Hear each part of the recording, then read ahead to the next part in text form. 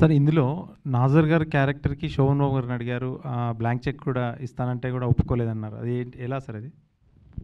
అది శోభన్ బాబు గారు అంతకుముందు మాతో ముగ్గురు మిత్రులు సినిమాలు తీశారు. అది కూడా చాలా పెద్ద హిట్ అయింది ఇది. తర్వాత ఇంకా కొన్ని రోజులు అయిన తర్వాత ఆయన సినిమాలో యాక్ట్ చేయడం మానేశారు. ఇక చాలు నాకు వేసిన రోజులు హీరోలే వేస్తాను తప్ప ఇంకోటి వేయను అన్నట్టుగా ఆయన మానేశారు.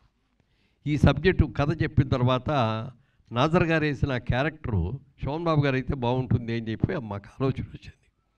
డైరెక్టర్ గారిని కూడా అడిగితే ఇంకేముండి ఆయన వేస్తే ఇంకా అంతకంటే కావాల్సిందేంటి అన్నారు.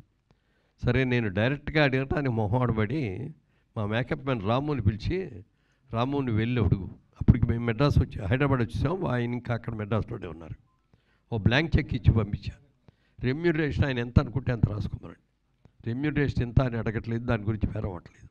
బట్ ఈ క్యారెక్టర్ ఆయన చేస్తే అంటే కొంచెం ఏజ్డ్ క్యారెక్టర్ లాగా ఉన్నా కూడా సినిమాకి చాలా వాల్యూ పెరుగుద్ది, కథకు చాలా ఇంపార్టెన్స్ పెరుగుద్ది, ఆ క్యారెక్టర్కి విపరీతమైన ఇంపార్టెన్స్ వస్తుంది అని చెప్పి అనుకొని పంపిస్తే ఆయన ఫోన్ చేసి, సారీ మురళీమోహన్ గారు ఏమనుకోవద్దు, నేను శోభన్ బాబు అని ఎవరైనా గుర్తు తెచ్చుకోగానే నేను హీరోగా ఉన్నప్పుడు ఎలా అందంగా ఎలా టిప్ టాప్గా డ్రెస్సులు వేసుకొని ఎలా చేశానో అలాగే నన్ను గుర్తుంచుకోవాలి తప్ప ఒక తండ్రిగానో తాతగానో లేకపోతే ఒక రోగిష్టిగానో అట్లాంటి క్యారెక్టర్ నేను చేయదలుచుకోలేదు.